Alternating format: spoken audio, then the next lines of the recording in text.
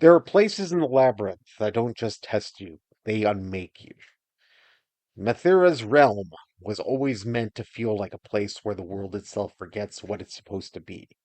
It's a place stitched together from memories, nightmares, and the remnants of lives that should have never intersected.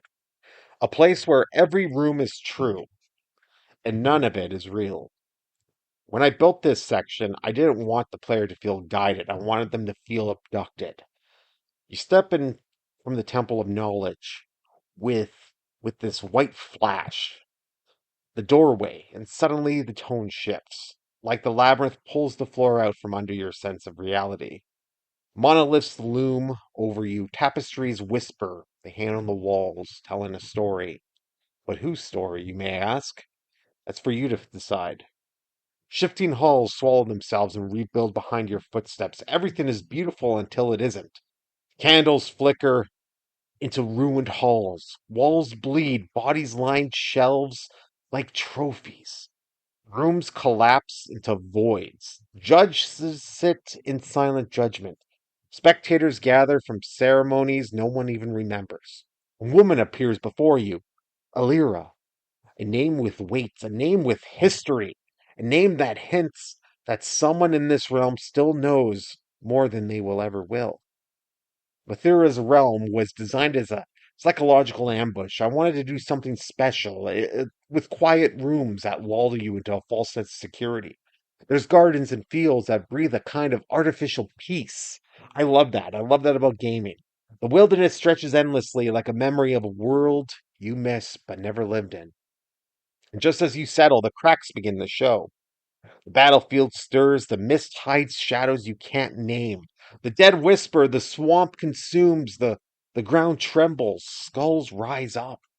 Doorways descend into frozen underworlds. Everything is shifting, morphing, and contradicting. This isn't a world, it's a personality in collapse, a consciousness unraveling before your very eyes. Athera isn't just a witch, she's a force of undoing. Gravity that pulls everything land, memory, flesh, and the player inward.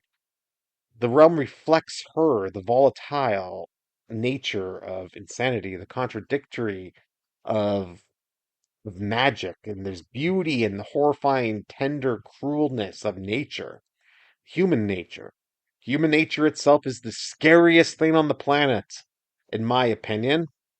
Human nature will take even the most politest person, the most caring individual, and turn them into stark, raving, mad lunatic.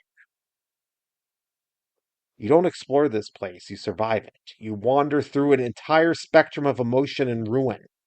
From fields and farms to voids and battlefields, from swamps to skulls to ice caves hidden under layers of shifting impossibility.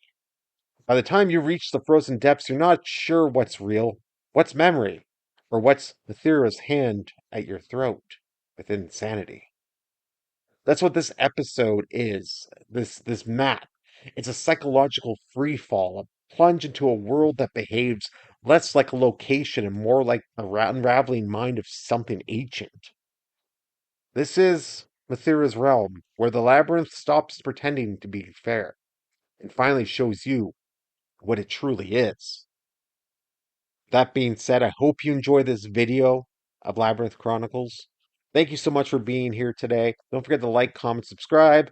You know, download the game over on itch, link in the description below. Follow my blog, blah, blah, blah, blah, blah. No one's listening, and have a good day.